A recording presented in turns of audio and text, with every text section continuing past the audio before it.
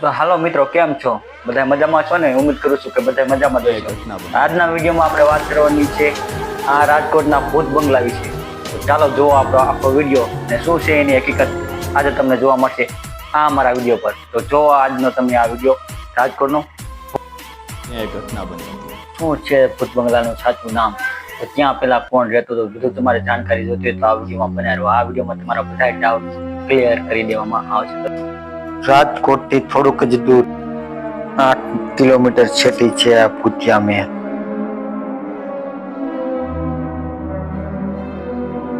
કહેવામાં આવે છે કે લોકો અહીંયા દિવસે પણ નીકળતા ડરે છે. તો ભૂતિયા મહેલમાં શું બન્યું હતું જાણવા માટે અમારા સાથે બન્યા રહો આ વિડીયો.